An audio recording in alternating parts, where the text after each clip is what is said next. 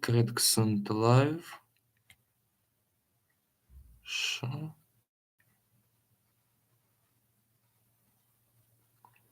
Ok, salutare la toți. Dați-mi voie să mă prezint. Eu sunt Dan Vasilache, jucător de șah din Republica Moldova. Și astăzi o să încerc să analizez o partidă jucată de mine la Arad cu maestru internațional Alex Banzea. Și ok. Să verific dacă tot este ok, cameră. Ok, tabla pare că se vede. Bun, deci a fost o partidă de blitz jucată la Arad, pe lângă concursul de clasic de la Arad, Open Arad, a fost și un concurs de blitz. Și în runda a doua sunt merit să cad cu Alexandru Banzea, maestru internațional, care să aibă și un canal de YouTube, bine cunoscut, 100.000 de abonați. Puteți, cred că îl știe deja toată lumea. Ok, deci să începem. Am deschis partida cu pion la C4, F6, cal C3, normal, G6. Eu am mișcat engleză, el răspunde cu indiana regelui. Eu ocup centru cu D4, G7. De linia normală este să joci... Ok, să opresc calculatorul. Este să pun 3 pioni în centru, să joc E4 și să...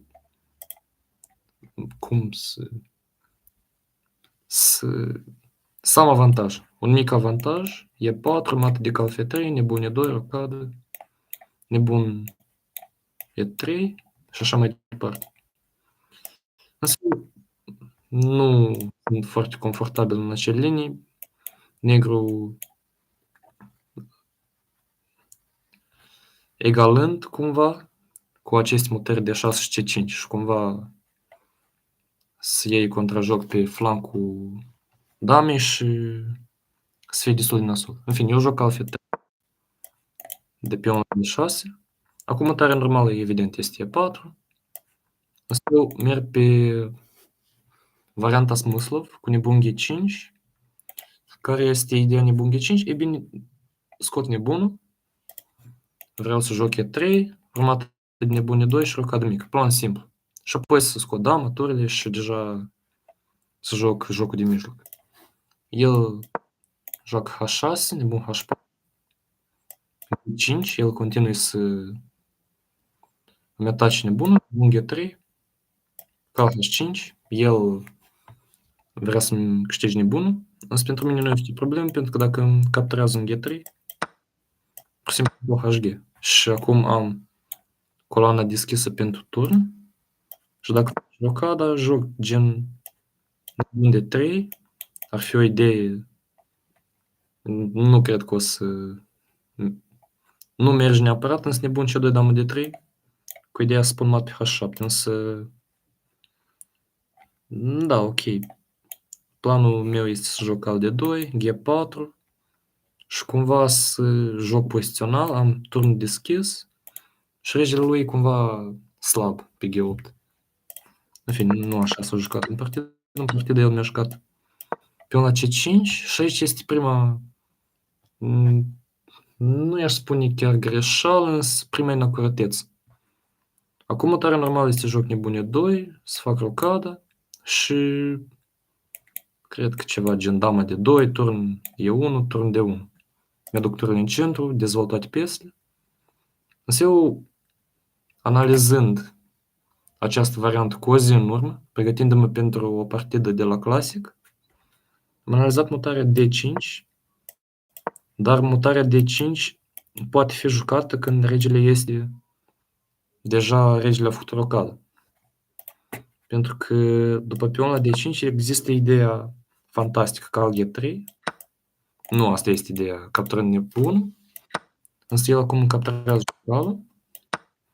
Și acum eu mă gândeam în poziția aceasta pentru ce el face. Adică rocada el nu o să o facă. Până la rocada mare el mai are de scos 1, 2, 3 piese. Și apoi, abia apoi va face rocada. Deci 4 mutări. În acel timp eu scot nebunul, damă, gen scot nebun de 3, dama C2 și gen avansez pe flancul dame. Turnul este deschis și na, am poziție mai bună. Am poziție mai bună. Dacă nu ar fi ideea fantastică regi de 7. Regi de 7 nu a venit neapărat ca o surpriză. Eu știind de această idee. Magnus Carlsen folosind această mutare cu Fedoseev la campionatul, dacă nu mă greșesc, campionatul mondial de rapid din 2023. Însă acolo a fost o nimzo indiană. Cam gen tot așa structură pionii albului stăteau cumva pion dublați pe C, pion pe D și ideea regelui vine de aici, în fine. Ideea regii de 7 este că eu nu pot face rocadă. Evident. Și cumva pare că e stupid, îmi blochez calul, îmi blochez nebun, calul nu poate veni pe D7, nebunul nu pot să o scot. Însă el își pune regele pe C7 și cumva eu nu pot să îl atac acolo. Adică el, după o mutare gen B6, după aia, regele lui o să fie în siguranță. Și am structură rea de pioni și după cum o să vedem în partidă, o să fie destul de neplăcut să joc cu piese albe. În fine, continui cu nebun de 3, C7. Nu pot să vin neapărat să-i atac regele pentru că el pur și simplu mă blochează. Acum eu joc cal de 2. Da, cal de 2. Dea calul în D2, vreau să joc G4, să joc pozițional. Cumva să las pionul ăsta slab. Damă G8, își aduce dama flancul regelui. G4, damă G7, trunciul mă apăr. Cal D7 și a doua inexactitate. Vin în acest stați. Facem o schemă. Ups. Nu-i nimic. Doar o secundă. Am făcut o greșeală.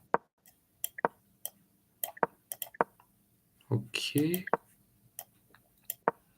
Așa, revenind la poziția noastră. Acum el vrea să-și pună calul pe E5. Și eu în timp partidei stau și mă gândesc. Ok, vrei cal E5? Joc cal F3. Joc mutarea asta în aproximativ 3 secunde. E o greșeală cal F3, are cal F6 și pionul ăsta ori îl pierd, ori stau mai rău.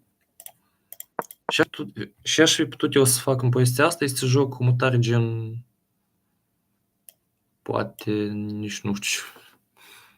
Așa e de poziția asta, că nici nu găsesc o mutare. Însă hai să vedem ce aș fi putut eu să fac în poziția asta.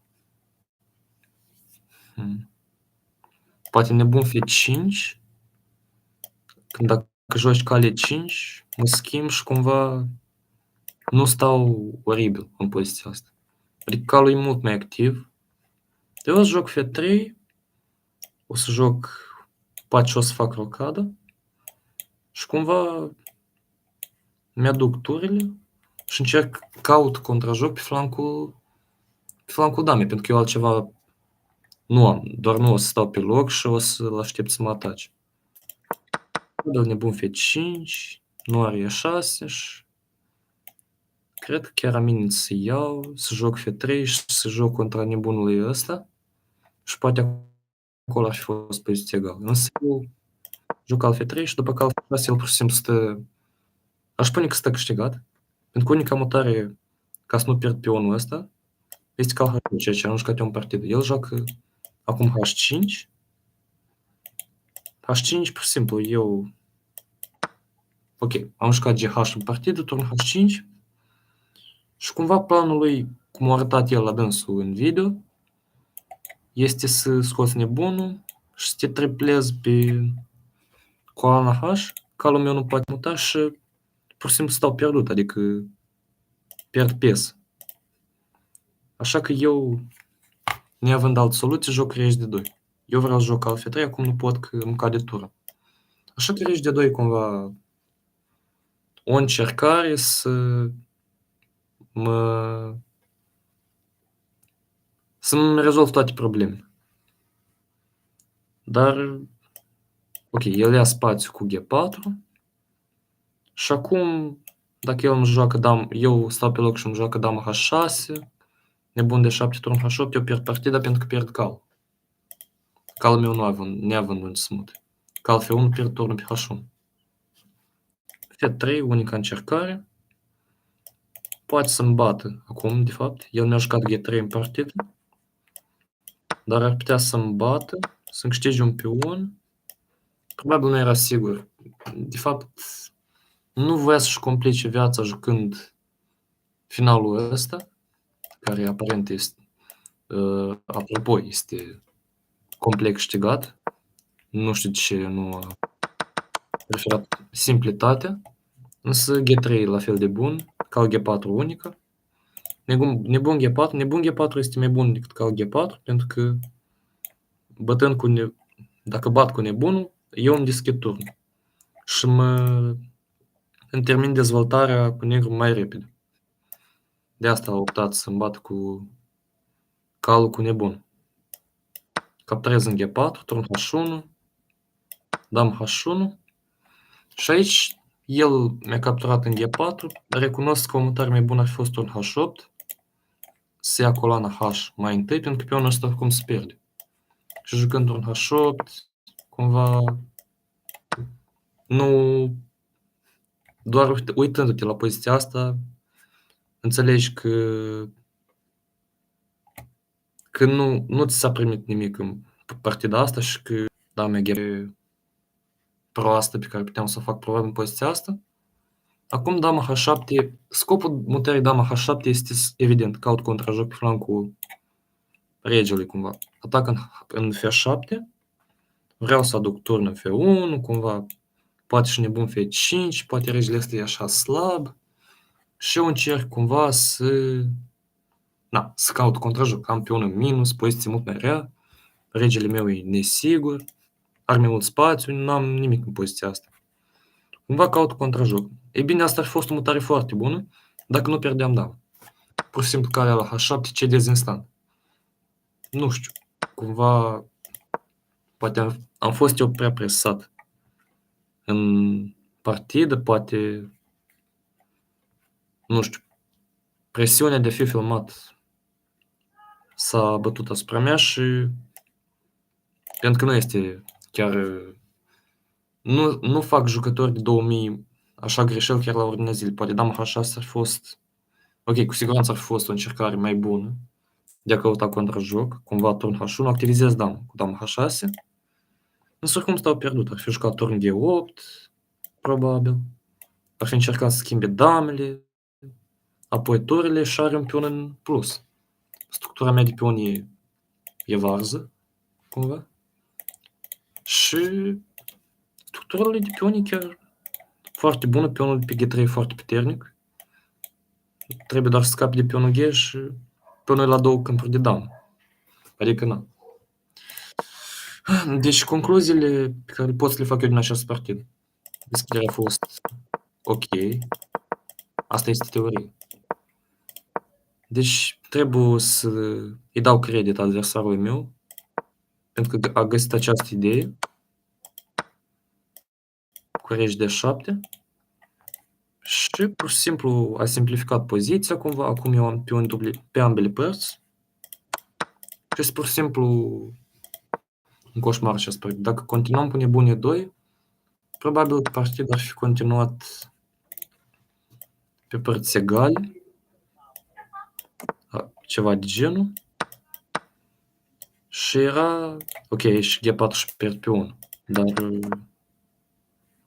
Nu știu, gen D5... Ok, poate nu cal C7. Gen cal D7. Ok, și poate poziția asta. Ar fi fost ceva mai...